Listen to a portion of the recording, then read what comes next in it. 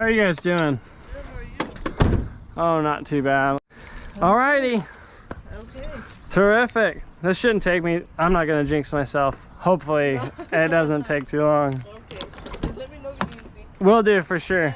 And the radiator hose? I will, yeah. If I need to go get a part or anything, let me know and I can go get it. Okay, sounds good, for sure. Thank you. No problem. Alright, so first thing, we're going to set up our little umbrella here.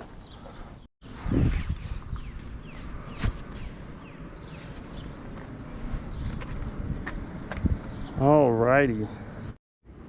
Okay guys, so it looks like it's just 8s all the way around. 8s to get this off, 8s to get the intake off. We're just gonna have to undo some connectors. So let's get at it.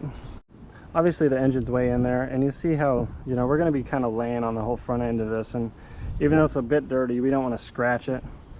So just to, you know what I mean, save your tail. And it kind of looks neat and clean, like a little tray.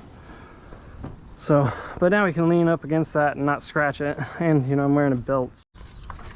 All right, so boom, we're open on this side. So now we got to pull this intake off. This is the second time I've seen this on a separate Dodge. If it makes any difference. Look at that. I am confident enough that we are completely detached. I got all the hoses off, all the connectors off. So let's go ahead and, without further ado. All right. It's not too bad, guys. It's a little burnt up, but not too bad. And I can also notice that these coils are factory as well, so I would replace those in the nearby future. I'll also recommend that to her. Well guys, and I went to this one and it wasn't even tight, dude. It was loose already. See that? All right, so here's our new ones. Here's our old one. All right, just gonna slide them in the hole there.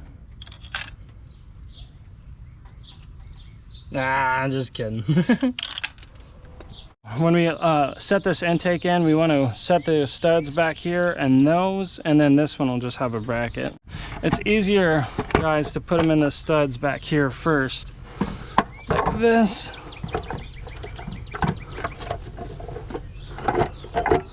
There we go.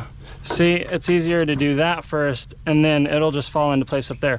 If you try to put it in there first and then that, it's going to be a lot harder. I'm not saying it's not possible, but it's just a lot harder.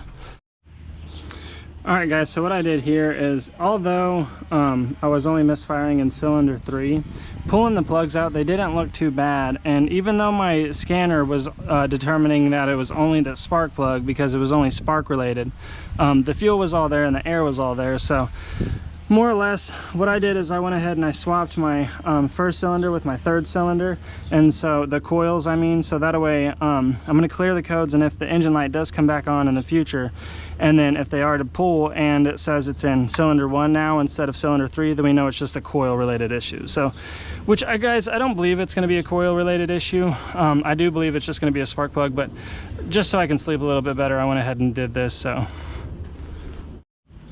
all right, so the very last thing here, completely done. What's next is just to start it up and confirm our fix, make sure that what we did, our repair, is good and accurate, and notify the customer of what we found, along with the radiator cap that she needs to replace, and then on to the next one.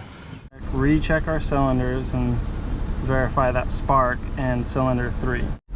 All right guys, so look at that, slow and steady. Job well done. It looks like it was just that spark plug. Yeah, that time the spark was perfect.